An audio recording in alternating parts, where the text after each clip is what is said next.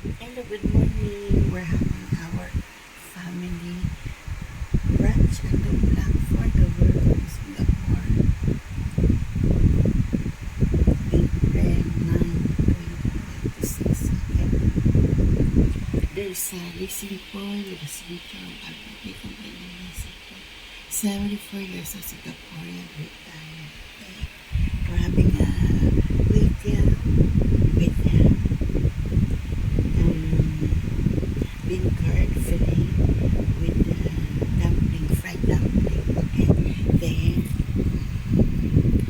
enjoy Fawcett of Blackford, the work of Singapore, April 9, 2026. Okay. This racing point, okay, with the signature of Albert Lee complaining racing point. 74 years of Singaporean retired. October. My son share is there. Enjoy. Enjoy Fawcett's